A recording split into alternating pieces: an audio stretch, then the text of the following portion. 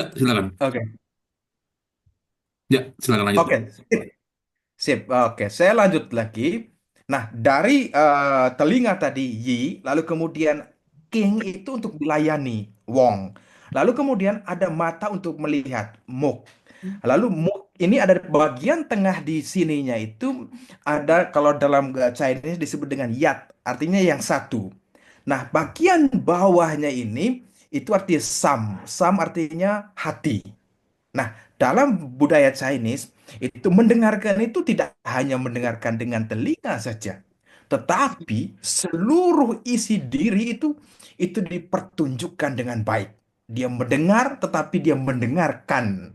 Maka dari telinganya untuk melayani raja, karena orang lain itu dilihat sebagai raja.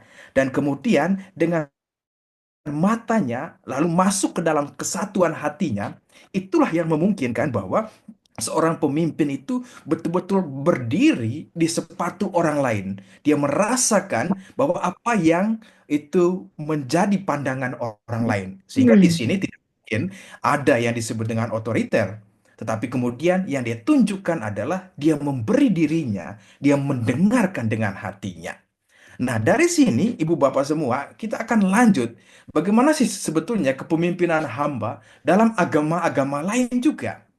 Mengapa saya berikan hal-hal seperti ini supaya kita tidak hanya fokus dalam gereja saja atau kekristenan saja, tetapi sebetulnya dalam agama-agama lain itu kepemimpinan hamba ini ada. Misalnya dalam Islam itu disebut dengan khidmat, itu pelayanan. Saya yakin bahwa ya khidmat itu Bapak Ibu udah sering dengar, tetapi sebetulnya pelayanan dalam keislaman itu adalah pelayanan dari hati juga. Nah, dari Islam kita melaju ke apa yang disebut dengan dharma. Dalam Hindu itu ada sebuah kewajiban moral.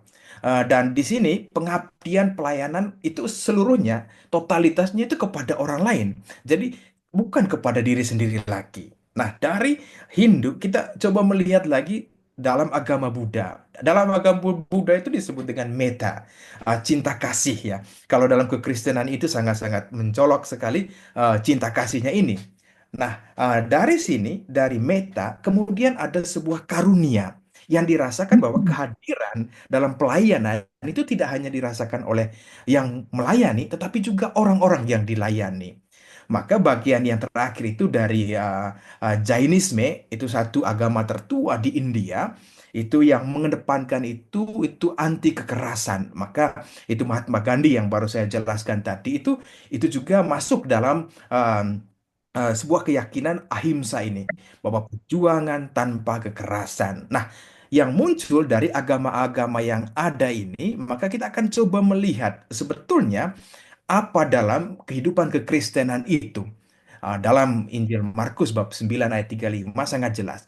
Jika seorang ingin menjadi yang terdahulu, hendaklah ia menjadi yang terakhir dari semuanya dan pelayan dari semuanya. Nah, ini menarik bahwa ya sangat jelas bahwa pelayan untuk semuanya. Pelayanan dalam ya perjamuan terakhir itu dalam Injil Yohanes bab 1 sampai 17 itu bagaimana Yesus membasuhi kaki para muridnya. Dan pembasuhan itu tidak hanya berhenti pada apa yang sudah dilakukan oleh Yesus, tetapi yang namanya service itu diberikan kepada gereja. Maka dalam gereja itu pembasuhan kaki itu bukan hanya sebagai simbol, tetapi masuk kepada pelayanan yang sesungguhnya. Dan dalam Injil Markus bab 10 ayat 45 itu Yesus sendiri datang, ya aku datang bukan untuk dilayani, melainkan untuk melayani. Jadi sudah sangat jelas dari agama-agama lain masuk kepada kekristenan itu sendiri bahwa Tuhan datang, dia bukan untuk dilayani, tetapi fokusnya adalah untuk melayani. Dan ini menjadi tugas kita semua bagaimana dalam gereja pelayanan itu bisa terjadi. Nah, dari semua penjelasan dari awal tadi, pertanyaan demikian, apa itu sebetulnya kepemimpinan hamba? Itu gerakan dulu sudah sekitar tahun 70-an awalnya yang dipelopor oleh Robert Granville ini ya dalam bukunya berjudul The Servant of Leader as Leader itu dia sebetulnya mengusulkan sebuah mentalitas bahwa saya melayani. Itu gerakan awalnya. untuk kepemimpinan dalam gereja atau juga itu bisa itu untuk masyarakat pada umumnya. Nah, yang pertama, saya melayani karena saya adalah seorang pemimpin. Yang kedua, saya adalah pemimpin karena itu saya melayani. Kalau kita lihat bagian yang pertama tadi, premisnya itu ada sebuah kepedulian bahwa sentralnya bukan saya, tetapi orang lain. Saya melayani karena saya adalah seorang pemimpin. Maka dengan demikian, bagian yang keduanya ini misalnya, saya adalah pemimpin, maka saya melayani. Tentu ada sebuah ambisi di dalamnya. Dan ambisi ini ya, orang selalu berpikir demikian. Oh, nunggu dulu saya jadi pemimpin baru saya melayani. Padahal dalam kekristenan itu tidak demikian. Pokoknya kita melayani itu sebagai pemimpin atau sebagai jemaat, kita sama-sama melayani dalam gereja. Nah, saya mau singgung sedikit tentang bagaimana saya melayani karena saya seorang pemimpin itu dalam kisah, mungkin Ibu Bapak pernah dengar ya, namanya teologi pembebasan di Latin Amerika, bahwa perjuangan para pemimpin gereja dengan masyarakat yang miskin keluar dari situasi penindasan pada saat itu. Yang sangat menarik adalah entah itu para pastor, para pendeta. Nah, pada malam hari itu mereka ketika membaca firman Tuhan, itu mereka tidak bisa tidur. Kenapa mereka tidak bisa tidur? Nah, ini yang menjadi pertanyaannya, bahwa mereka tidak bisa tidur karena mereka memikirkan umat mereka yang menderita. Nah, disinilah bagaimana yang namanya kepedulian itu membuat kita juga tidak bisa tidur. Saya yakin bahwa dalam kepemimpinan hamba ini bisa terjadi pada ya setiap orang, dan yang seperti yang saya katakan tadi itu adalah seorang pemimpin yang baik itu harusnya itu menjadi seorang hamba yang baik duluannya, atau dalam bahasa kita ya seorang pemimpin dalam gereja, dia menjadi seorang jemaat yang baik duluan. Tentunya kita memilih misalnya kepemimpinan dalam gereja, tentu kita lihat kesaksian hidup dari jemaat, dan kemudian dari kesaksian hidup dan dengan karakter yang ada, kita bisa memilih yang bersangkutan untuk menjadi pemimpin. Maka di sini dia seorang pemimpin harus pertama menjadi seorang pelayan. Jadi nggak bisa, oh saya jadi pemimpin nggak usah melayani sama sekali, tidak. Maka tiga karakter ini itu harus melekat dalam dirinya. Karakter yang pertama itu dari kepalanya. Dari kepalanya itu bahwa saya datang ini bukan untuk dilayani. Nah ini sangat-sangat jelas spiritualitas Yesus sendiri, bahwa saya datang untuk melayani. Lalu yang kedua itu dari kepala masuk kepada hati. Nah, hati ini membuat bahwa seperti para teolog atau para pemimpin di gereja Latin Amerika, bahwa ketika mereka membaca kitab suci pada malam hari, mereka tidak bisa tidur karena mereka memikirkan umat mereka yang menderita. Nah, mereka menyerahkan hati mereka untuk pelayanan. Yang ketiga itu bertindak demi kepentingan orang lain. Seperti yang saya sebutkan tadi, bahwa kepemimpinan hamba itu pusatnya ada pada orang lain, bukan pada diri sendiri. Maka sering kita mungkin pernah dengar bahwa orang yang bisa memimpin dengan baik tentu orang yang sudah menyelesaikan segala sesuatu dengan diri sendiri. Maka kemudian dia akan bertindak dengan leluasa, dengan penuh cinta kasih untuk melayani. Maka kemudian ada kaki dan ada tangan untuk melayani. Nah, di sini saya mau singgung jalan terjal ini ya, tentang kepemimpinan, entah itu kepemimpinan hamba atau juga bisa kepemimpinan secara umumnya. Mungkin dengar moto demikian, kesuksesan itu wah membuahkan kesuksesan. Itu memang yang diharapkan. Tetapi realitasnya bisa yang lain. Kesuksesan membuahkan kegagalan, dan itu terjadi dalam kehidupan menggereja. Pada bagian awal tadi saya sudah ngomong tentang yang ya Praise the Lord televisi yang hamba Tuhan yang sangat terkenal di Amerika, dan kemudian itu masuk dalam kehidupan menggereja, khususnya pedofilia yang melibatkan ya gereja Katolik. Nah, di sini seorang hamba Tuhan yang ada di Australia, dia dari Indonesia, dengan pelayanannya itu Grace Alone Ministry. Namanya itu adalah Sen Sanjaya. Saya yakin atau mungkin Bapak Ibu pernah dengar beliau ini. Dia katakan demikian, sebetulnya kepemimpinan entah itu secara umum yang menjadi kekuatan orang bisa jatuh itu, misalnya yang pertama adalah itu seksual. Yang kedua adalah finansial. Yang ketiga adalah relasi dengan orang lain. Lalu yang keempat adalah intelektual, lalu mengutamakan itu kepalanya. Lalu yang berikutnya adalah emosional. Ya, terlalu mengutamakan hati juga bisa jadi orang jatuh dan semuanya itu masuk dalam itu disebut dengan rangkuman kekuasaan. Nah, pandangan dia ini itu dibenarkan oleh seorang profesor yang ada di KU Leuven, tempat saya studi di sini, Profesor Polyfaith. Dia lebih kepada ya pendidikan yang ada di Belgia, tetapi juga kepemimpinan dalam gereja itu sendiri. Dia katakan demikian, penyalahgunaan kekuasaan itu bersumber atau berawal dari itu menipu diri itu dan mencoba menutupi segala sesuatu dengan legitimasi yang ada. Nah, dengan cara tersendiri itu meyakinkan orang lain atau meyakinkan dunia. Tetapi itu ada sebuah tipu muslihat yang ada di dalamnya. Dan itu yang bersangkutan bisa membenarkan yang ada atau menutupi tindakannya, tetapi keluarnya itu seolah orang percaya. Dan orang akan terkagum-kagum dengan apa yang dia lakukan. Tetapi sebetulnya dia menutup dirinya dengan legitimasi yang ada supaya dia memperoleh kekuasaan. Nah, ini jalan terjal ya yang ada dalam kepemimpinan seperti yang saya sebutkan pada awal tadi itu bahwa itu kekuasaan itu bisa itu mengarahkan orang kepada ketamakan. Kalau bahasa yang biasa dipakai itu kesombongan itu memang, tetapi kalau dalam dunia sekarang itu para pemimpin khususnya dalam gereja itu yang disebut dengan ketamakan itu bukan sesuatu yang jauh, tetapi itu sangat dekat dengan diri dan itu merasa seperti biasa saja. Nah, ini yang menjadi refleksi kita pada malam hari ini. Bagaimana kepemimpinan hamba ini itu bisa dipertahankan atau bisa kita lihat apa yang menjadi relevansinya. Kalau memang itu menjadi relevansi dalam kehidupan menggereja kita, maka pada bagian yang pertama 10 menit ini, saya coba mengajak kita semua. Ayo kita sharing bersama-sama dengan pertanyaan yang saya sudah berikan pada awal tadi itu, bagaimana kita melihat model kepemimpinan hamba ini dalam kehidupan menggereja kita saat ini. Karena itu waktu 10 menit ini saya berikan kepada ibu bapak semua. Ayo kita coba melihat kepemimpinan hamba. Apakah ini masih relevan atau sama sekali wah kami memerlukan model kepemimpinan yang lain. Silakan Bapak Ibu semua yang terkasih, kita sama-sama sharing gitu model kepemimpinan hamba dalam kehidupan menggereja, entah itu menggereja di tempat kita berada ataupun secara universal, secara umum kehidupan menggereja kita.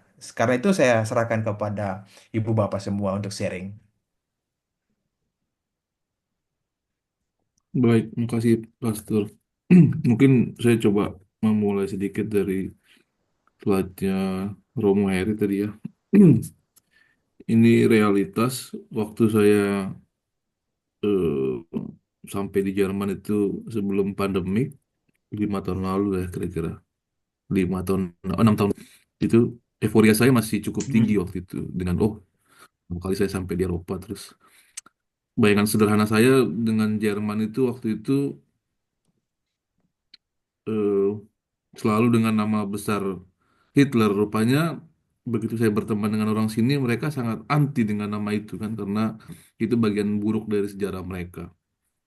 Ya, ya. Jadi di situ saya belajar dari mereka. Tadi kan pastor memulai dengan realitas ya, antara tadi pengkhotbah semakin terkenal, terus ada beberapa kasus di gereja. Sama seperti dia teman saya itu bilang, sama seperti kami waktu zaman konteksnya di Perang Dunia Kedua. Karena memang mereka itu sangat apa ya? Sebenarnya mereka nggak mau cerita, tapi saya waktu itu bertanya, mencoba menggali.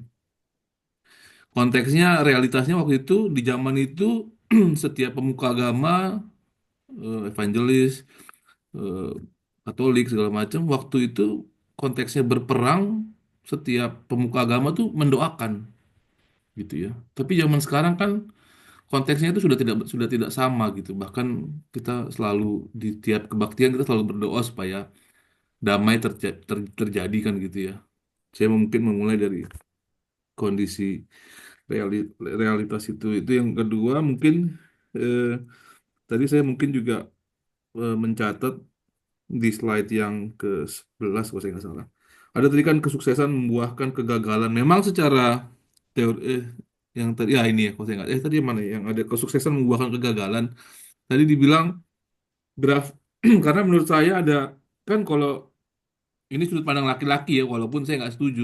Ada teori yang membuat kegagalan laki-laki itu harta tahta wanita ada di sini Ya. ada 6 kalau saya nggak ya betul ada 6.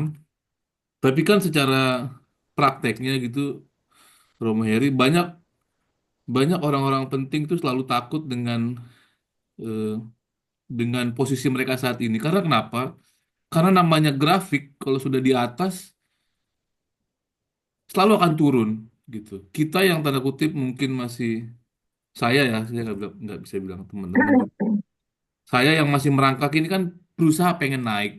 Kan secara grafik kan begitu. Kita dari bawah berusaha untuk naik. Orang yang sudah di atas artinya grafiknya pasti akan turun. Kalau peribahasanya, kalau malam makin gelap, tandanya kan matahari akan bersinar. Kira-kira begitulah, eh, Romer. Jadi artinya kesuksesan membuahkan kegagalan, rasanya menurut saya itu sebagai suatu keniscayaan gitu. Walaupun mungkin memang banyak juga tokoh-tokoh penting yang kita bisa dibilang tidak memiliki kecacatan lah gitu. Artinya tidak memiliki gagal. Tapi memang secara siklus menurut saya rasa-rasanya setiap hal yang sudah naik grafiknya akan mengalami penurunan walaupun mungkin nggak bisa kita bilang gagal tapi memang secara grafik memang menurun mungkin saya memulai dari diskusi itu dulu kali Romo. Wah, luar biasa Pak Yohanes ya. Berangkat dari konteks Jerman, Eropa secara umum ya. Lalu kemudian melihat suksesan itu membuahkan kegagalan. Ya, kalau lihatnya dari ya aspek negatif itu maka orang akan mudah jatuh. Tetapi kemudian menurut saya melihat ini ada sebuah kegagalan tetapi bukan akhir. Maka harapan itu menjadi kata kunci di sini bahwa di tengah kegagalan itu ada sebuah upaya untuk bisa berdiri lagi. Tentu ya kita rindu semua kita tidak gagal, tapi sebagai manusia itu bisa terjadi ya. Dengan konteks pengalaman masing-masing itu pasti ada. Silakan yang lain kalau ada komen atau sharing, monggo silakan.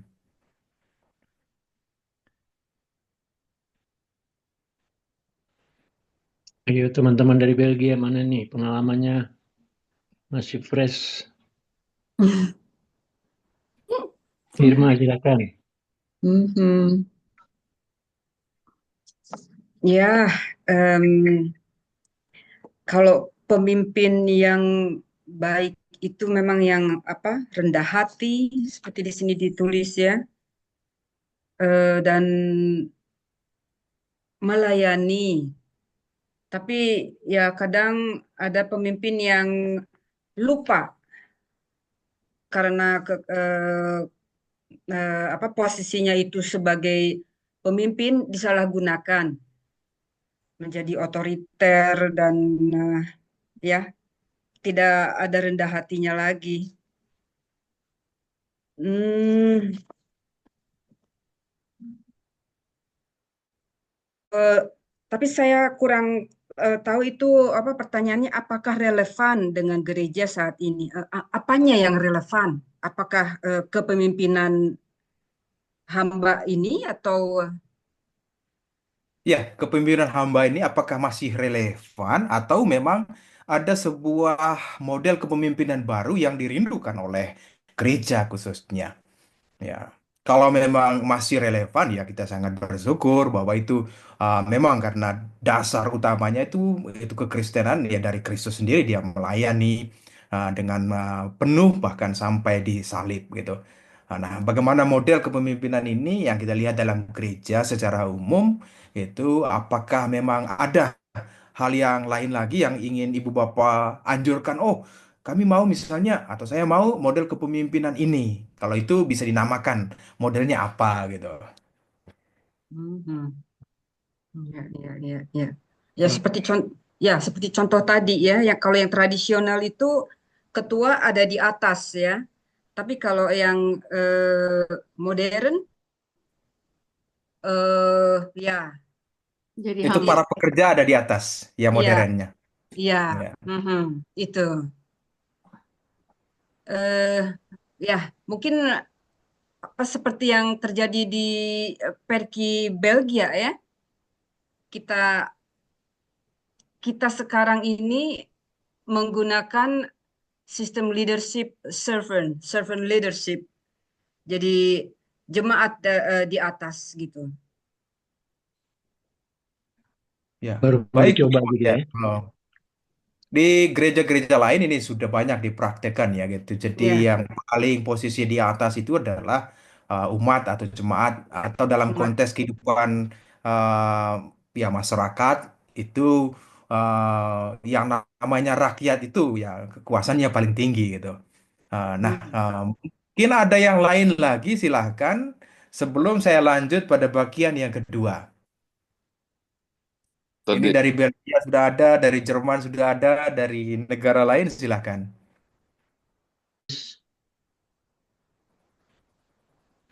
tadi Pimpin. tadi mungkin kalau Lanjut. ada menanggapi i- apa Pak Mas Yohanes apa Bro Yohanes ya sama Bu Irma, sebenarnya saya setuju bahwa dari sebelum memimpin tuh kelihatan pelayanan dulu di bawah gitu sebagai jemaat yang tadi Romo Heri bilang. Kita bisa lihat wah ini orang, tapi itu pun kita harus teliti ya, karena yang akhirnya yang berperan juga bukan pemimpin yang terpilih tapi yang memilih gitu. Memilih itu kita harus benar-benar yakin ini orang mulai dari bawah sebagai pelayan. Itu kan benar-benar harus dekat, itu pun bisa salah ya. Saya juga sering salah juga, nggak bukan gitu. Cuman dari sisi lain, ini tadi saya di kantor, kebetulan ada seminar, jadi mahasiswa datang dari Belanda. Ya kita tahu ya, masalah sekarang Jerman itu kan udah 2 kali blunder ya, sebagai, ini karena Bro Yohannes lagi nih ngomong Jerman. Ya, Perang Dunia Pertama, Perang Dunia Kedua, blunder. Akhirnya ya angkanya betul. harus minim sekali. Tapi sekarang kan dibutuhkan juga karena lagi keadaan sekarang dia harus naik. Tapi terus terang sebagian besar orang Jerman itu takut. Dia Betul. takut pada dirinya sendiri. Nanti kalau kita mengembangkan lagi, ya karena kalau ngeliat GDP-nya Jerman kan besar kan. Kalau kita ngomong cuma 3,5%, 4% itu kan berarti berapa berapa apa ya angkatan perang yang bisa dibangun. Mereka takut. Itu Betul. pun juga kita konteks ke manusia juga begitu. Apakah saya yakin mau jadi pemimpin? Karena kita kan juga tanpa sadar kita sebagai manusia pengennya dihargai, apa pengennya dilayani. Itu kan bertentangan dengan yang tadi yang gerejawi atau yang melayan dalam Tuhan. Jadi menurut saya harus ada dua kontrol diri sendiri ya dan teman-teman sekitar sama jemaat juga harus melihat gitu. Itu saja apa masukan dari saya. Betul, Bro Andri. Memang tadi dibilang juga sama Pastor Heri kan tadi ada tadi saya bilang tadi harta tahta wanita kan teman dari Ya. slide-nya Pastor Heri kan ada 6 ya. Hmm. Mungkin kalau waktu saya kuliah kan gini, Pastor, saya sedikit berbagi ya. Kan kadang-kadang orang Indonesia tuh suka bilang ya, oh saya nggak bilang misalkan salah satu pemimpin gitu. Oh niatnya sudah baik gitu. Oh niatnya memimpin sudah baik. Tapi rupanya kalimat itu selalu dibantah sama profesor saya waktu saya kuliah di sini. Masalah niat itu nggak ada yang bisa ngukur gitu.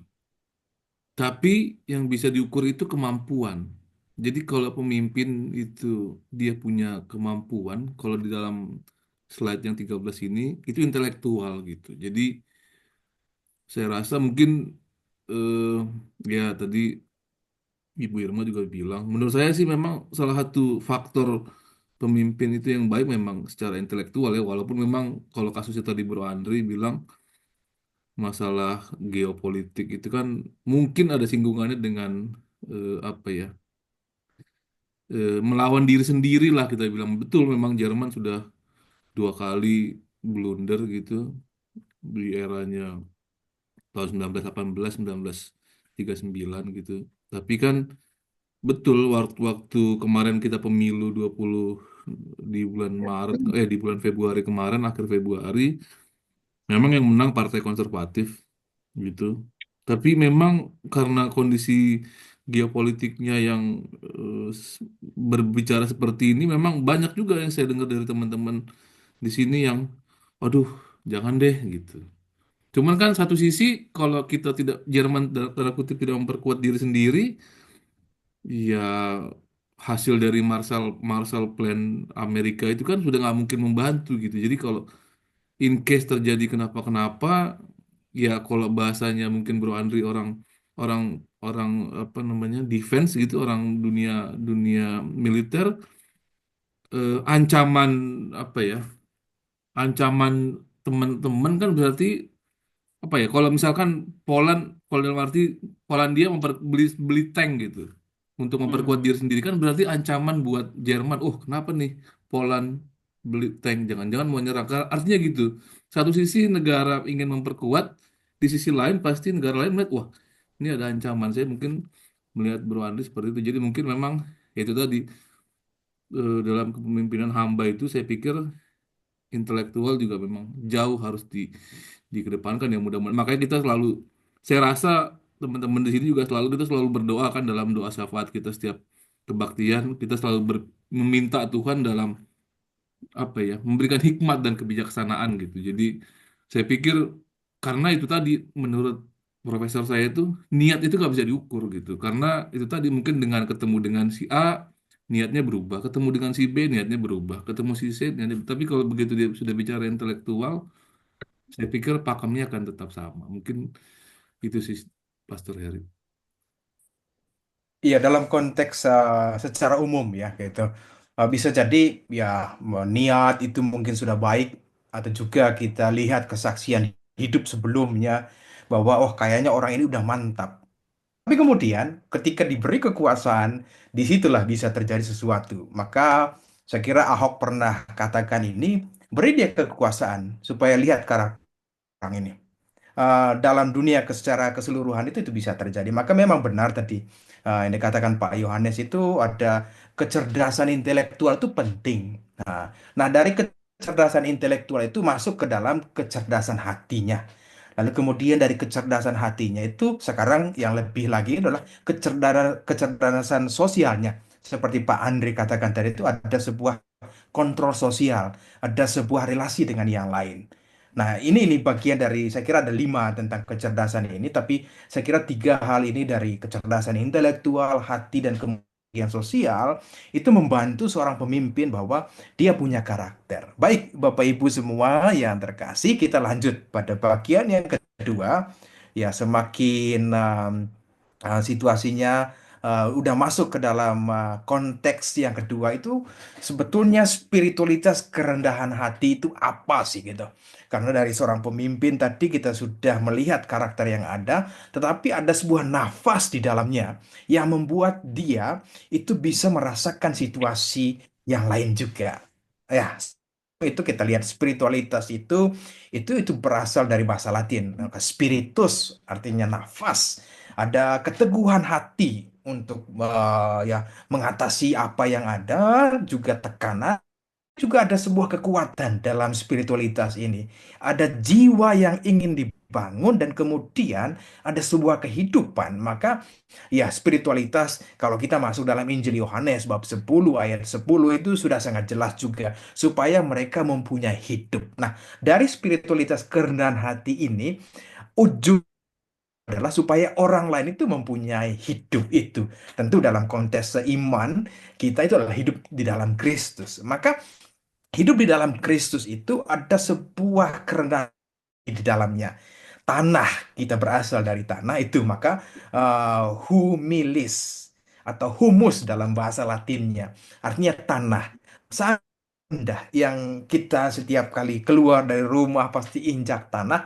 Maka kalau kita melihat tanah, itu melihat siapa diri kita. Nah, dari situ bukan berarti begini, kerendahan hati itu bukan rendah diri atau membuat kita itu enggan untuk melakukan karena merasa tidak bisa. Sama sekali tidak. Kerendahan hati itu adalah sebuah nafas kehidupan yang memberi hidup lain. Nah, saudara dan saudariku yang terkasih, di sini kerendahan hati dan semuanya kita coba lihat lagi dalam agama-agama lain itu sebetulnya bukan hanya dalam agama Kristen saja. Misalnya dalam Islam itu itu disebut dengan tawadu dalam surat Luqman ayat 18 itu, dan janganlah kamu memalingkan mukamu dari manusia karena sombong, dan janganlah kamu berjalan di muka bumi dengan angkuh. Sesungguhnya Allah tidak menyukai orang-orang yang sombong lagi membanggakan diri. Ini dari konteks keislaman itu sudah sangat jelas. Ada sebuah kerendahan hati tidak mau menunjukkan diri bahwa kesombongan itu ada di atas segalanya. Lalu tentu dalam konteks kita yang Kristen itu Injil Matius bab 10 ayat 29 itu Yesus berkata, "Pikulah kuk yang kupasang dan berjalanlah padaku, karena aku lemah lembut dan rendah hati, dan jiwamu akan mendapat ketenangan." Penekanan Yesus ini datang, artinya bahwa kita ini seperti dalam sabda di bukit itu. Berbahagialah yang miskin di hadapan Allah. Gitu. Lah yang miskin itu berarti bahwa saya ini nggak punya apa-apa. Saya menyerahkan hidup saya kepada Kristus karena saya percaya bahwa ketika saya rendah hati di hadapan Tuhan dan dalam pelayanan kepada sesama, maka itu berkat Tuhan melimpah dengan cara Tuhan sendiri. Nah, dari sini kita akan coba melihat dari Islam tadi sudah sangat jelas, baru kemudian dan dari Kristen. Nah, dari agama Hindu ada juga disebut dengan Vinaya.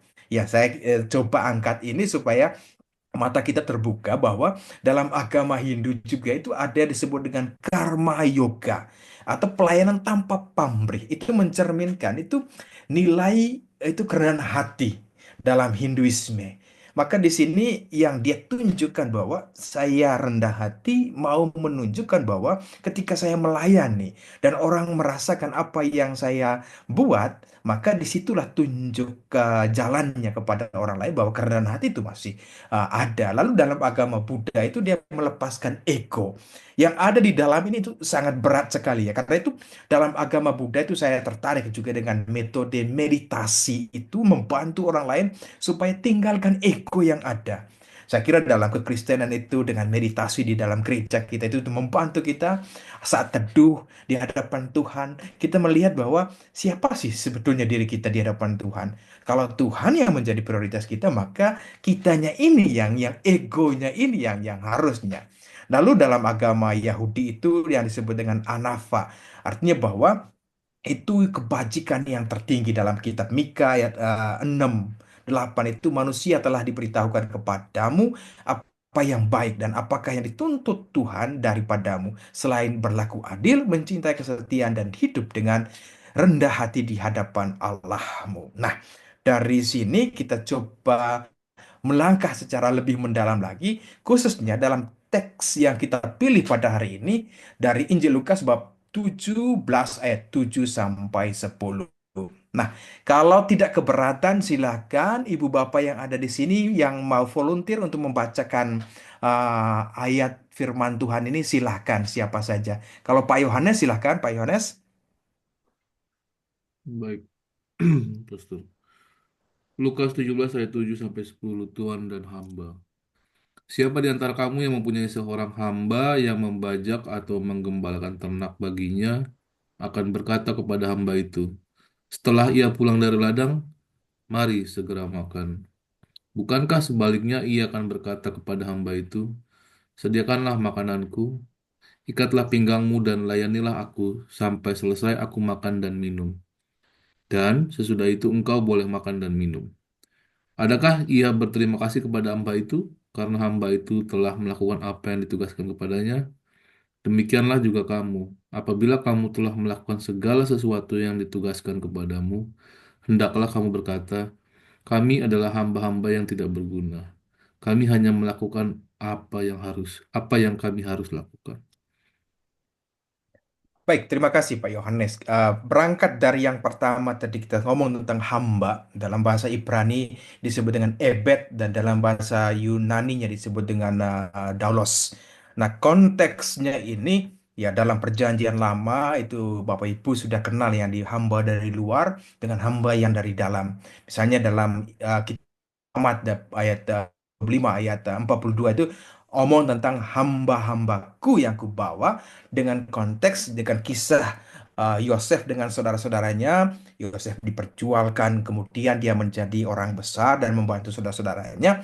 Tetapi di sini tetap apa yang disebut dengan hamba itu sudah sangat jelas dalam kitab khususnya dalam Perjanjian Lama dan tokoh-tokoh besar dalam Perjanjian Lama itu seperti Abraham, Musa dan Daud.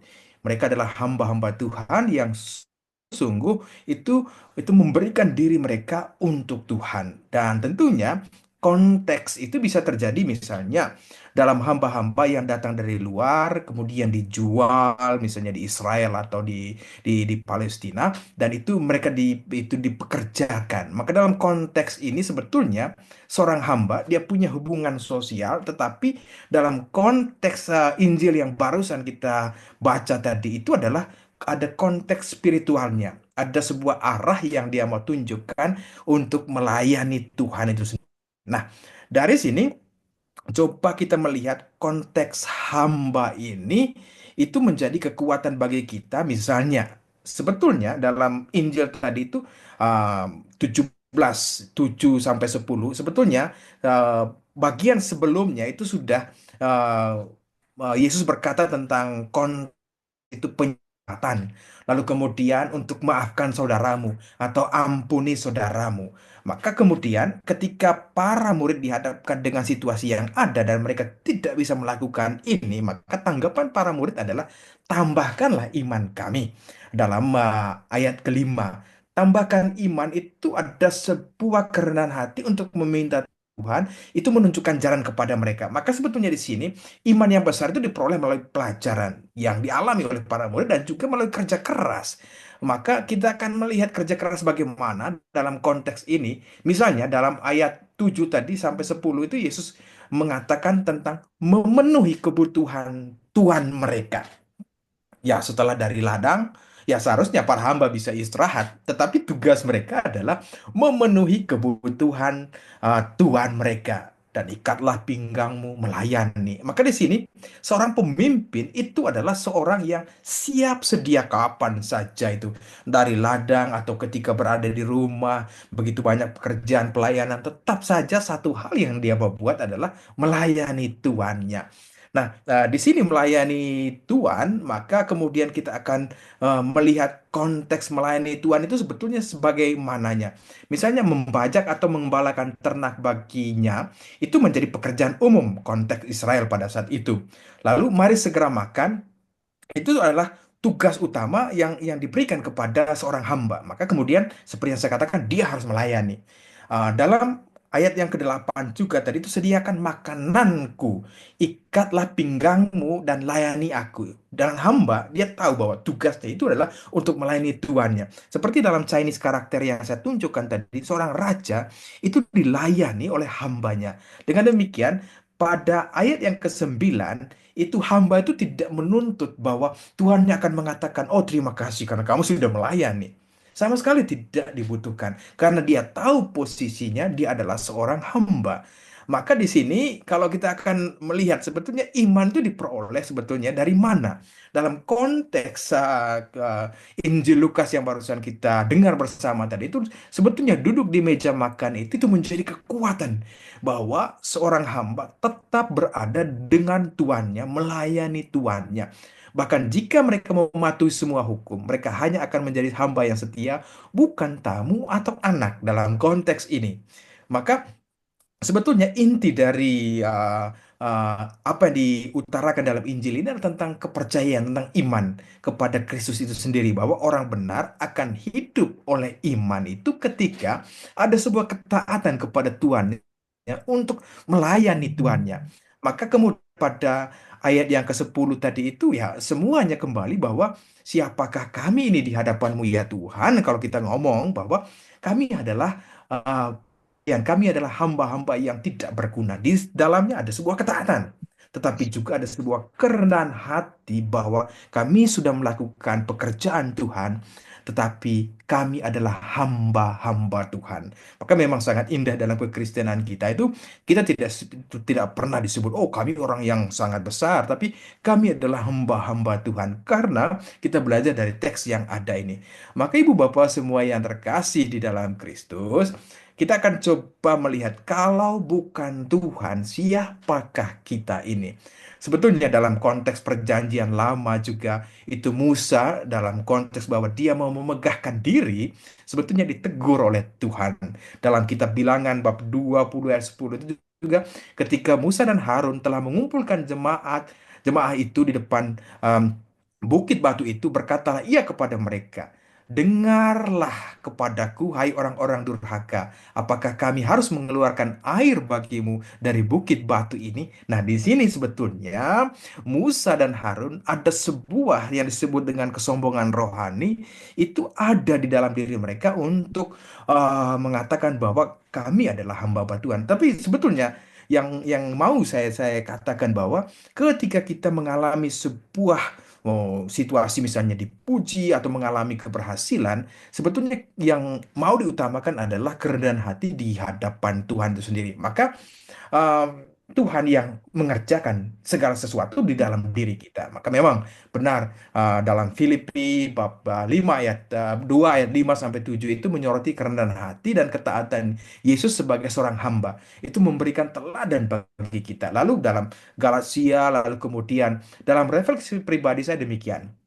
Bagi saya misalnya, jika ada hal yang baik yang orang lain lihat, orang lain alami, ucapan terima kasih kepada Yesus karena Dia yang melakukan di dalam diriku, itu bukan karena aku. Memang ini menjadi pergumulan setiap orang, tapi sebagai pribadi, pengalaman sebagai seorang pemimpin dalam gereja, saya lebih mengutamakan yang disebut dengan spiritualitas kerendahan hati. Wow, Ya. duduk Baik, diskusi. dari sini kita akan melihat pergumulan-pergumulan yang ada akan menghantar kita apa yang disebut dengan servant leadership ini dengan kerendahan hati.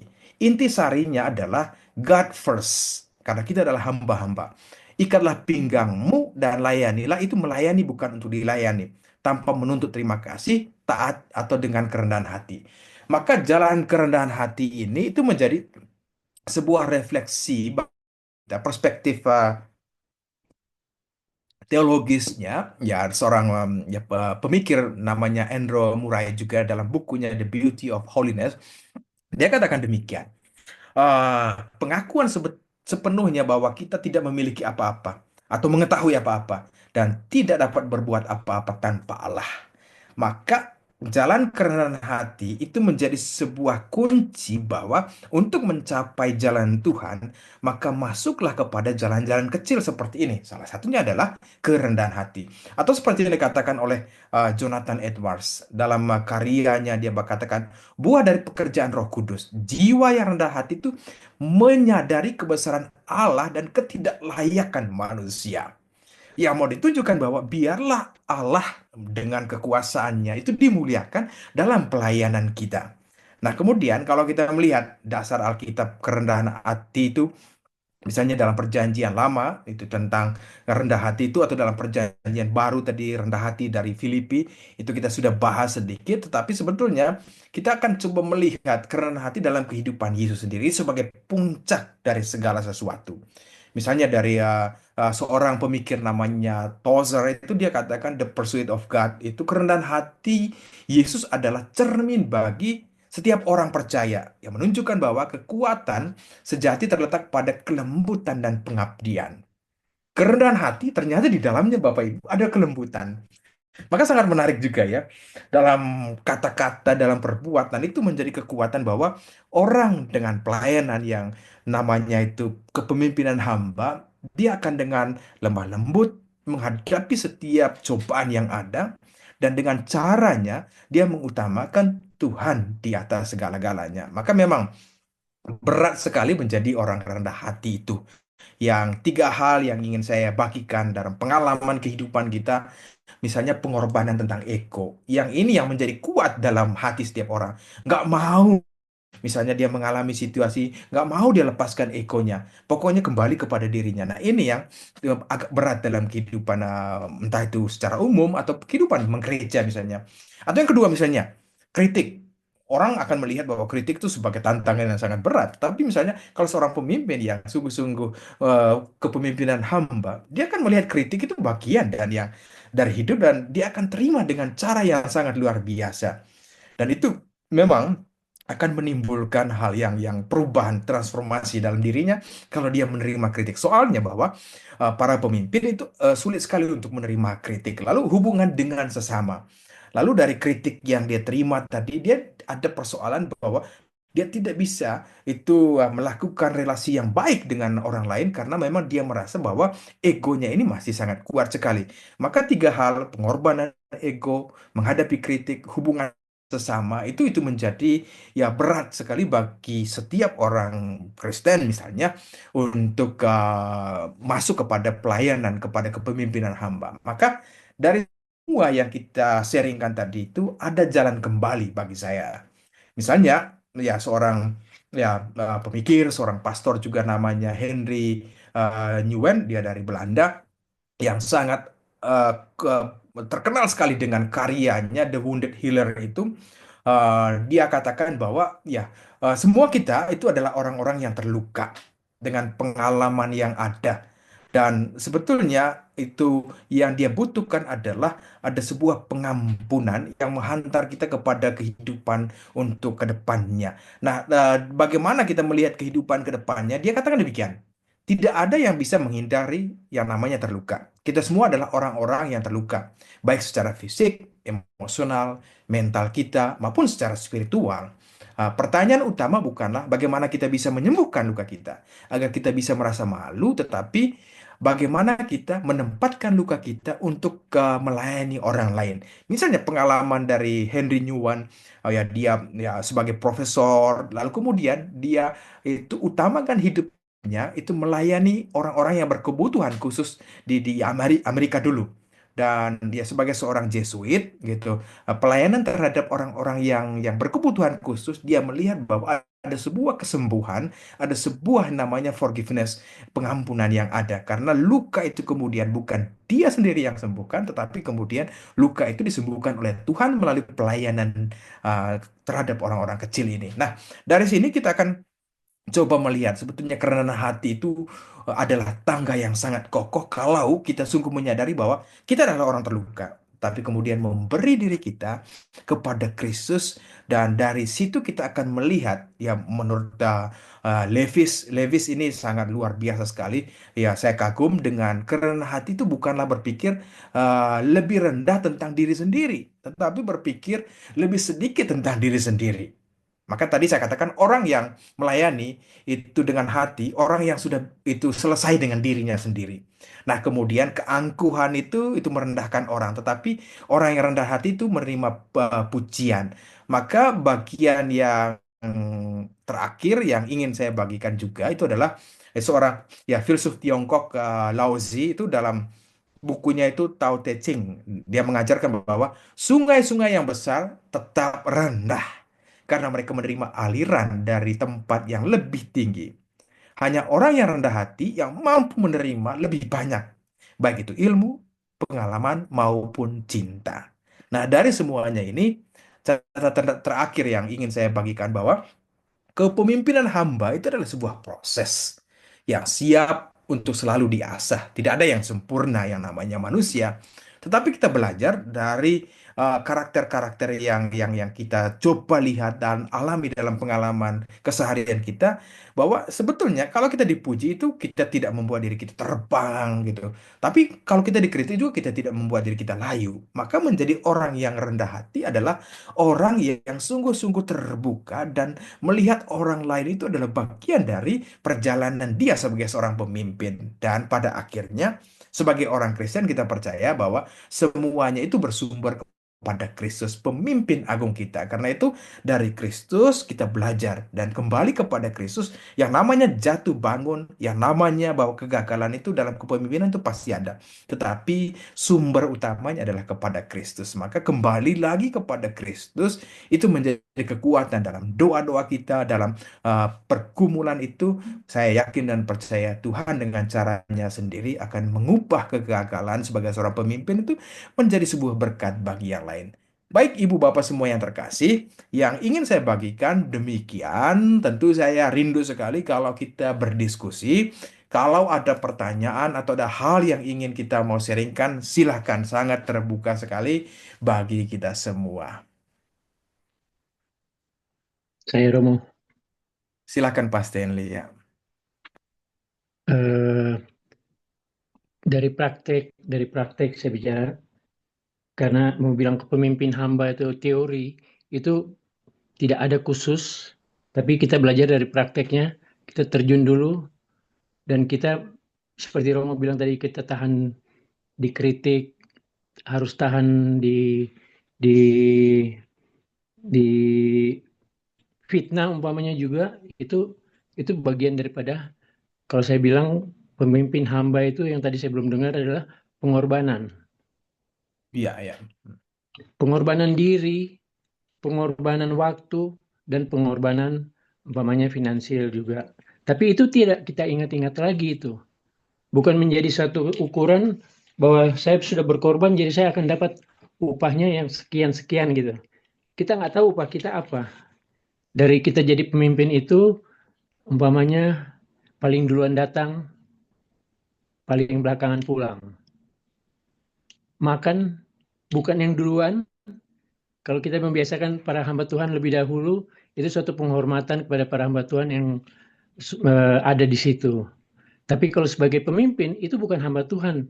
Justru di situ dia sebagai hamba yang melayani umat Tuhan. Dan bukan melayani orang-orang yang kita tidak suka. Tapi semuanya kita harus layani. Tidak ada pilih-pilih lagi itu makanya. Duduk sama tingginya gitu lah. Itu di Kristiani. Nah, kalau hati sudah ada seperti itu, saya rasa modal untuk bisa menjadi pemimpin hamba itu sudah baik sekali. Tapi kalau hati masih dipenuhi tadi seperti dibilang egois, emosi, dan kelemahan-kelemahan lain seperti yang tadi yang saya juga sebenarnya harus tetap hati-hati adalah godaan-godaan finansial, godaan seksual, godaan-godaan apalagi tadi banyak tuh dari Roma ya. Buat saya itu sebenarnya itu finansial, seksual, dan amarah. Iya, ya. Amarah itu kadang-kadang kalau di dalam pelayanan hamba itu sebenarnya itu boleh diusahakan dengan cara lain. Menegur dengan cara lain yang lebih halus, yang lebih ada kasihnya di situ. Tapi kalau kita pakai kepemimpinan seperti di sekuler di kantor-kantor, di situ kita ada levelnya, ada rankingnya siapa yang di atas kita, siapa yang di bawah kita.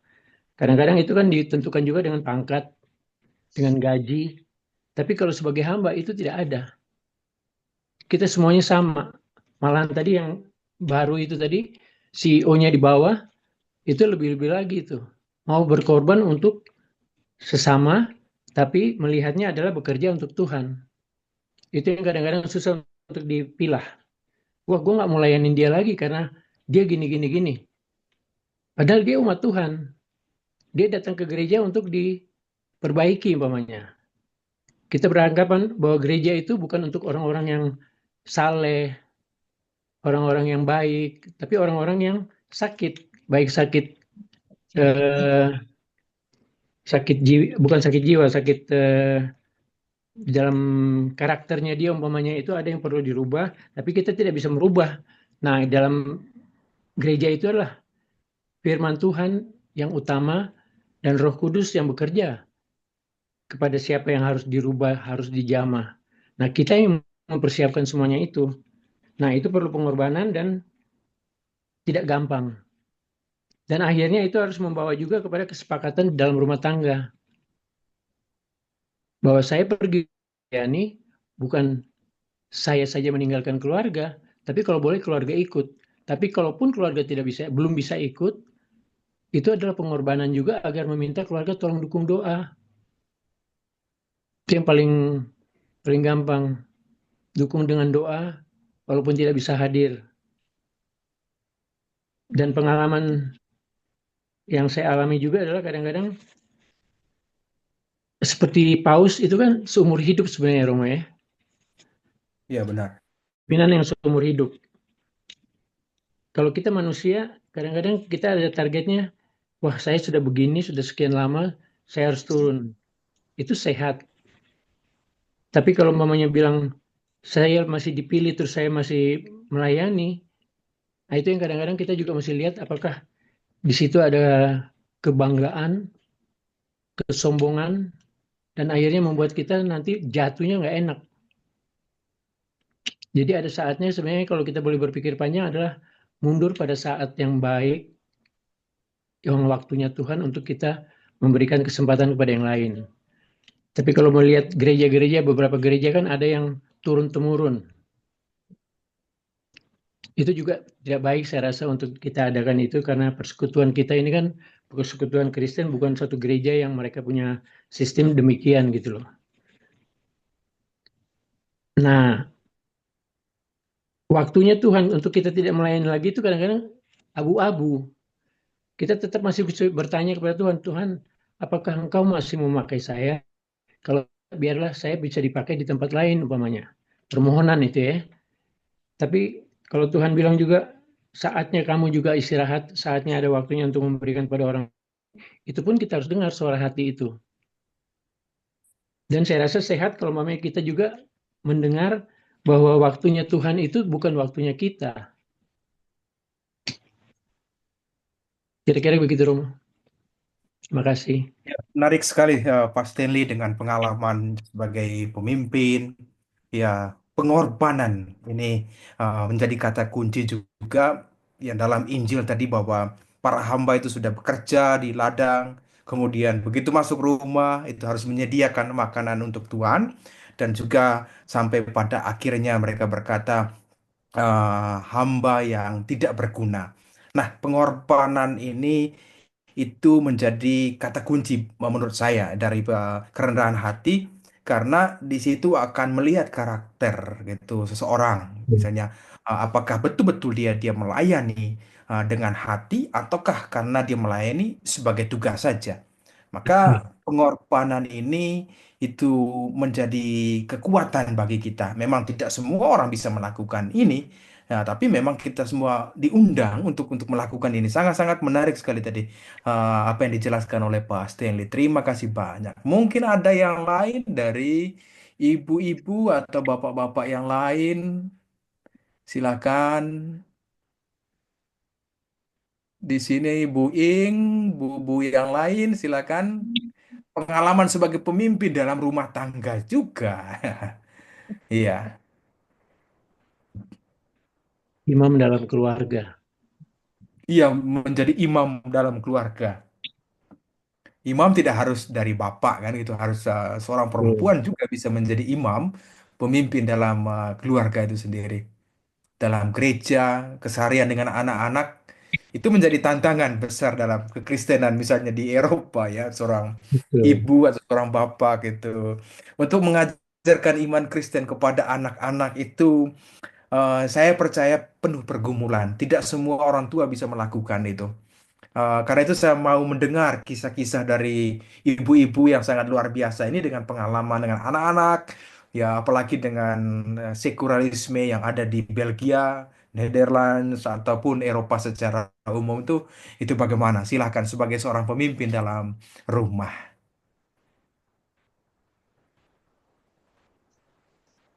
Ya, mungkin salam selamat malam semua. Mohon maaf Malam Bu Vivin. baru buka karena tadi pas bertepatan dengan Perkiswis doa, jadi baru sekarang bisa buka kamera. Iya, terima kasih Romo. Ya, kalau saya boleh sharing ya, maksudnya pemimpin dalam rumah ya biar bagaimana buat saya pemimpin di dalam rumah ya suami saya ya. Cuman eh, ada 6 hal sih yang selama ini saya pelajari gitu ya. Dan itu juga bisa kita pergunakan juga hanya tidak saja sebagai pemimpin di dalam rumah, tetapi juga mungkin kita di tempat kerja, di dalam organisasi, dimanapun kita ditempatkan. Yang pertama-tama itu satu kita berjiwa besar, ya. Kita harus berjiwa besar seperti di Matius 7 ayat 12. Esensinya satu, kasih. Itu sih kalau menurut saya ya. Jadi penting kita berjiwa besar dan memenuhi kebutuhan orang lain ya tanpa pamrih sehingga kita punya kepekaan gitu juga kan di rumah kita memenuhi kebutuhan suami, anak ya mungkin sebagai ibu ya, bangun lebih pagi gitu, apalagi waktu anak-anak masih kecil ya, bangun lebih pagi daripada anak dan suami menyiapkan makanan atau bekal atau apapun juga. Dan itu butuh berjiwa besar. Ya mungkin buat saya sekarang udah enakan lah ya, anak udah besar gitu kan, udah bisa ngurus sendiri, nggak harus nyiapin semua, malah kadang dia yang menyiapkan untuk kami, puji Tuhan gitu ya. Nah itu satu. Terus yang kedua, buat saya tuh setia di dalam perkara kecil. Ya kita, buat saya tuh paling seneng sama si Yusuf. Sama si Yusuf. Saya tuh paling suka gitu ya. Jadi eh, semua yang Yusuf lakukan gitu ya, sehingga dia bisa mendapatkan kepercayaan dari tuannya. Ya kan, ya tuan saya ya suami saya. Bagaimana cara mengatur waktu, bagaimana kita mengurus di rumah supaya kita bisa mendapatkan kepercayaan juga dari orang rumah ya, dari suami, dari anak atau dari istri.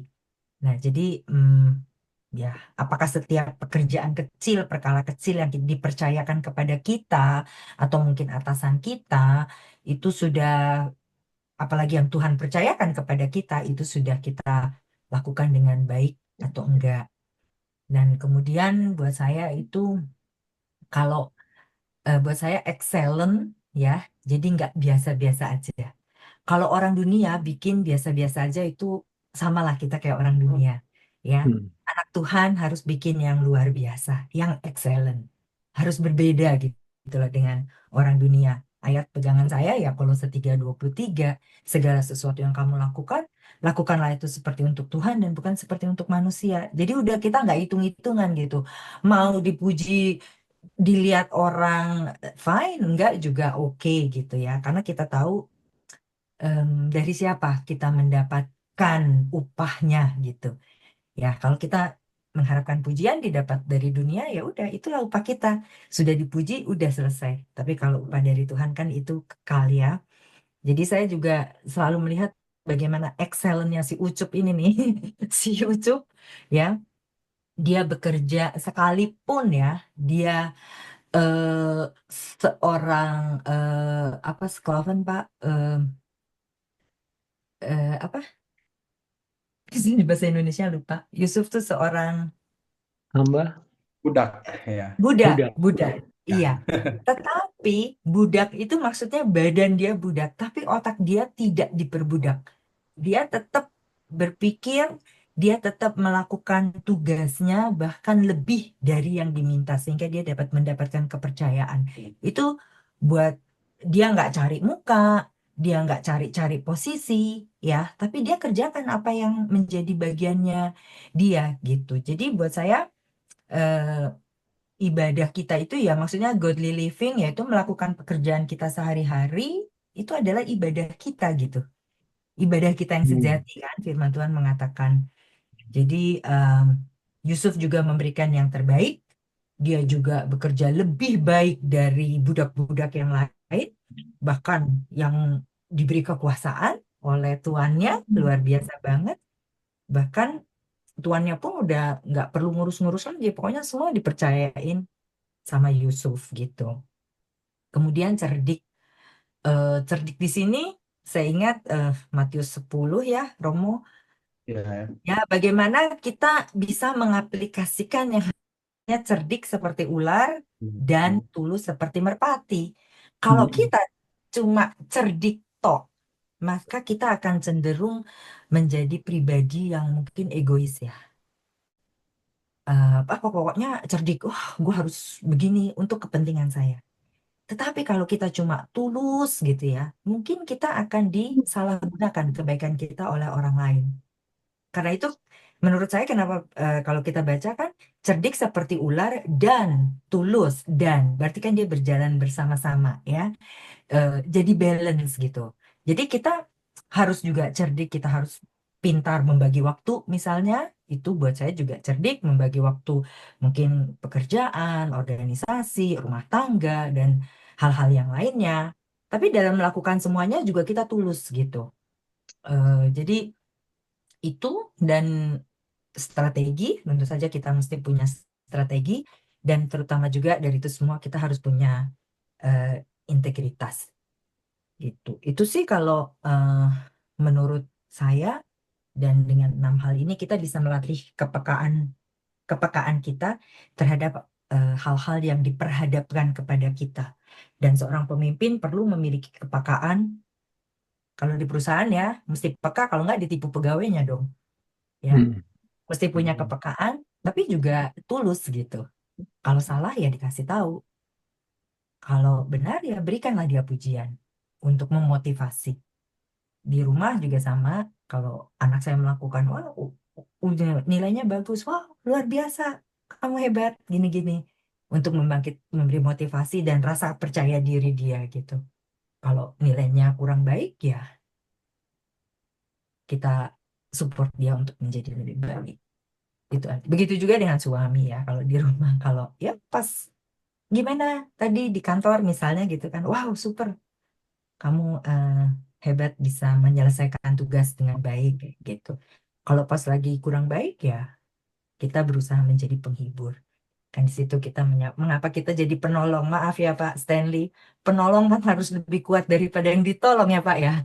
Iya, betul. Itu aja sih. Itu aja. Makasih Romo.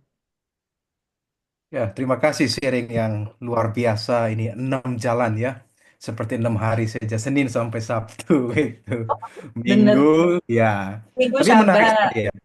Iya, menarik, menarik. Karena kalau saya mau simpulkan dengan satu kalimat, itu adalah kepedulian di dalamnya. Hmm. Kepedulian itu menghantar kita untuk merasa hidup ini ya betul-betul sebuah anugerah dan kehadiran orang lain itu menjadi berkat. Karena itu ya kepedulian itu menunjukkan bahwa adanya saya karena adanya orang lain itu menarik sekali. Ya, mungkin ada yang lain, silakan Ibu Bapak semua dari Swiss. Mungkin kita berangkat ke Belgia lagi, silakan.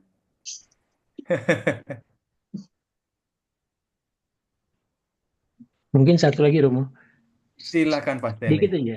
Bahwa kadang-kadang menjadi pemimpin hamba itu bukan artinya dia harus menyelesaikan satu sekolah, gelar apa, sesuatu yang dia punya gitu untuk menjadi pemimpin.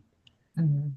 Jadi kadang-kadang malahan dia non akademis atau dia akademisnya sampai tingkat berapa gitulah. Dia tidak lulus semua. Sedangkan yang sudah selesai itu lebih kadang-kadang membanggakan dengan diplomanya dia itu, tapi di dalam kepemimpinan hamba itu susah diterapkan kalau dia tidak punya hati yang mau rendah hati, mau rendah di teman-teman yang lain, artinya bukan dia yang ditinggikan atau bukan dia yang lebih dahulu, tapi yang lain lebih dahulu. Gitu aja Romo. Iya, menarik Pak Stele ya. Ya. Kepemimpinan hamba ini memang tidak punya ya sekolah formalnya ya, gitu menurut saya. Ya, tapi itu sangat terbuka untuk setiap orang. Tapi memang perlu dilatih, Betul. dibaharui, gitu. Itu sangat membantu seseorang. Betul. Misalnya pengalaman saya secara pribadi saja, ya dulu sebelum jadi ya Romo, artinya ya sebagai seorang calon Romo dengan pelayanan, tetapi kemudian ketika ditabiskan dengan kehadiran ya orang yang ribuan datang memberi kekuatan dan kemudian masuk ke dalam pelayanan, jadi tidak hanya berhenti pada itu, tapi kemudian dibaharui lagi menjadi seorang pemimpin dalam gereja. Ini arahannya yang perlu kita sama-sama belajar. Jadi untuk setiap orang sama saja. Tapi memang ada pengalaman kekecualian atau yang kekhususan dalam gereja. Jadi tidak punya latar belakang pendidikan di sekolah resmi. Tetapi kemudian dia punya yang disebut dengan karisma. Karisma untuk jadi seorang pemimpin. Dan itu tidak harus orang memilih dia, tetapi dengan sendirinya orang tahu bahwa loh orang ini punya punya karisma loh, walaupun secara akademis tidak, tetapi kemudian pengalaman hidupnya, kesaksian hidupnya itu tuh sudah sangat banyak dalam gereja kita itu orang-orang yang sederhana tapi dengan karisma yang luar biasa. Itu saya percaya itu Mother Teresa juga, nah, dia tidak punya pendidikan yang sangat tinggi, tetapi kemudian karismanya untuk melayani orang kecil itu beda dari yang lain. Tidak semua orang bisa melakukan ini, tapi dia punya karisma tersendiri. Seperti ya menjadi seorang ibu rumah tangga ya dia punya karisma untuk melayani suami, melayani anak-anak. dengan semua kebutuhan, bahkan melayani sampai di gereja khususnya. Jadi ini tambahan dari saya. Mungkin ada yang lain, silakan. Mute, mute. Oh, semua mute atau saya Ya, sebutkan Irma, nama-nama Irma mau Bu bicara. Rosana atau Ya, ya kedengaran? Ya, Ah, dengar-dengar Bu ya, Irma. ya. Kayaknya kita perlu bedakan kepemimpinan di dalam politik dan kepemimpinan di dalam gereja atau persekutuan lah. Kalau di politik memang harus ya punya intelektual tinggi, eh, eh, tidak tidak apa ya berpendidikan gitu ya. Tapi kalau di keagamaan itu memang perlu, tapi tidak utama. Jadi yang penting itu mentalnya gitu. Atau ya karakter, ya karakter. ya Karakter. karakter itu ya dan pengetahuannya atau pengenalan mengenai iman Kristus ya, pengenalan Kristus gitu. Jadi dia akan tahu apa mengenai rendah hati, sabar begitu ya, seperti buah-buah roh gitu. Karena sudah mengenal apakah itu Kristen. Jadi lainlah dengan pemimpin-pemimpin yang ya di politik atau di kantor-kantor seperti CEO itu mereka tidak akan menempatkan diri sebagai benar-benar hamba ya, karena merasa memang paling tinggi gitu. Tapi kalau di gereja atau di persekutuan itu harus merendahkan hati dan rendahkan juga tempatnya gitu ya, bukan bukan di atas tapi di bawah gitu. Itu kalau menurut saya ya. Baik, terima kasih. Itu sangat menarik tadi.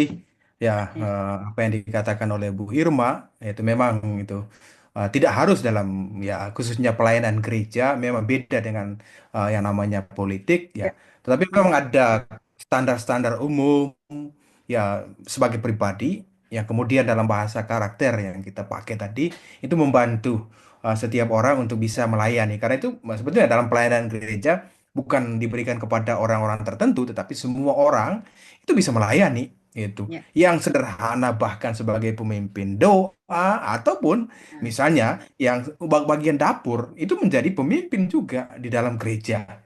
Ya, menarik sekali dalam gereja kita entah itu di Perki ataupun gereja-gereja lain itu sangat banyak sekali seksi-seksinya ya.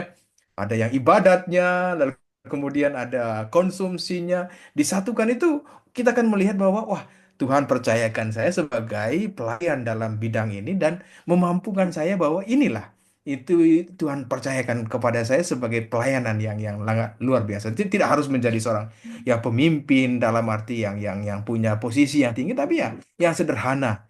Ya seperti tadi dikatakan bahwa setia dalam perkara-perkara yang kecil itu membantu sekali. Oke, silakan yang lain. Kalau tidak, ya Romo, mau silakan Bu Rosana. nanya sebentar. Romo, tadi saya ngikut agak telat juga sama dengan Vivian. Mau nanya, Romo tadi ngomong sorry ya. Itu rendah diri apa rendah hati, Romo? Rendah hati gitu. Beda dengan rendah diri ya Bu ya. Ya. Oke, Ya. ya tahu. Oke, saya tadi kok saya dengar ada yang ngomongnya sedikit rendah diri. Saya bilang enggak rendah hati yang ini. Rendah diri is a different context. Iya, iya. Ya. Oke, enggak cuman make sure aja. Oke, terima kasih ya. Tapi memang sangat menarik bahwa ya eh, rendah hati itu ya membuat kita tidak bisa maju gitu karena merasa diri bahwa tidak bisa.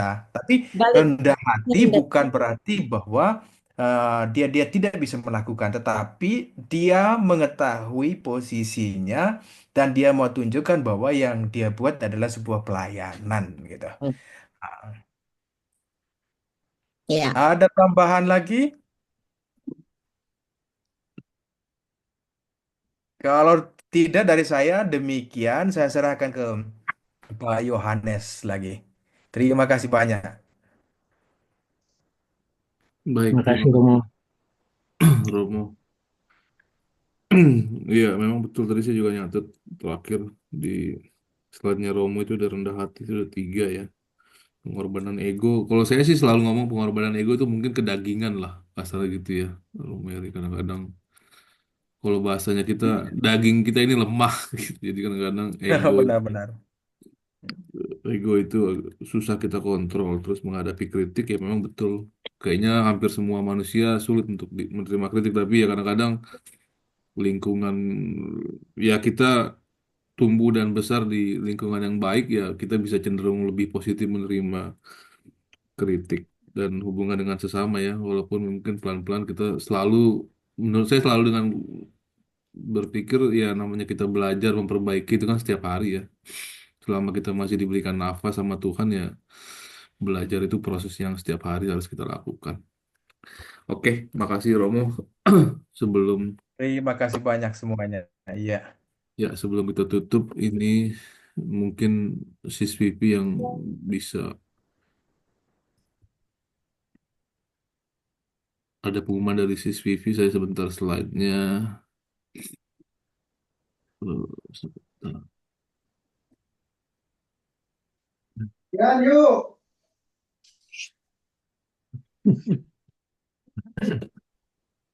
Ya, sambil nunggu, mungkin bisa dibuka videonya bagi yang mau supaya kita, oh udah masuk info, oke.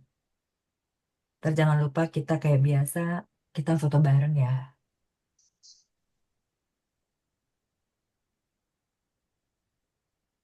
Kelihatan sih slide-nya. Iya, makasih Bro Hanes.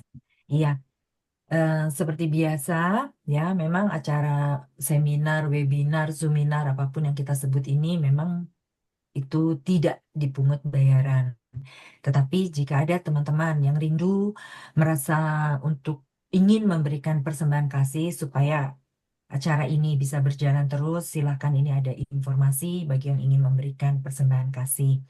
Yang di Swiss bisa twin ke saya dan ini yang selebihnya ya bisa transfer ke rekening Perki Eropa.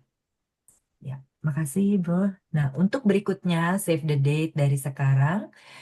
Zoominar atau webinar kita yang akan datang ini cukup dekat ya jaraknya, yaitu biasanya kalau kita hari Jumat, kali ini kita bikin hari Rabu ya, agak berbeda dari biasanya karena pembicara bisanya mungkin pas tanggal itu ya. Jadi kesaksian oleh Yosi Mokalu dari Project Pop, seorang pemusik penyanyi kalau benar ya Bro Andri. Nah, itu hari Rabu tanggal 2 April jam jamnya juga agak beda 18.50. Kenapa dibikin 18.50 ya Bro Karena Hanes? hari Minggu kan sudah mulai pergantian jam gitu. Ini ngikutin Oh, jam ke Indonesia, tapi summertime kan ya. jam Indonesia agak sulit kan. Iya, Nanti tanggal 30 sudah mulai ganti jam, jadi masuk ke summer +5. Jadi kalau nanti dibilang jam 00 atau 24 agak sulit. Jadi dia yang gue bilang bingung jadi juga. iya, jadi memang tetap mulai jam 7 tapi kan di kalau di Indonesia kita bikin 23.50 orang Ya. lebih. Iya, karena jam Oh, 24 itu kadang-kadang buat beberapa orang jam 24 hari apa atau tanggal, nah itu Hmm. Jadi untuk oh ya. Ya, jadi save the date itu hari Rabu ya, bukan hari Jumat, hari Rabu tanggal 2 April. Silakan mengajak teman-teman yang lain ya untuk ikut serta, ikut mendengarkan kesaksian dari Yosi. Oke, Kalau itu boleh aja. tahu, ya itu dari mana Bung Andri atau Bung Yohanes? itu emang itu dari teman saya dulu SMA, tapi lebih tua setahun. Jadi sebenarnya angkatnya Pak Tony lah. Tapi saya dekat sama dia. Dia emang walaupun dia lahir sebagai Kristen, tapi dia lahir baru periode saya nggak terlalu ikutin. Jadi saya mau cari juga kesaksian-kesaksian begitu yang membangkitkan gitu. Dan karena dia jadwalnya padat, banyak juga anak-anak saya juga senang sama dia kan karena dia artis yang ya bisa masuklah ke semua generasi. Nah, jadi saya nanya dia untuk bersaksi, dia malah antusias. Tapi karena dia repot sekali, jadi bisanya kalau malam justru bisa dia tengah malam gitu. Jadi itu aja. Makasih. Ya.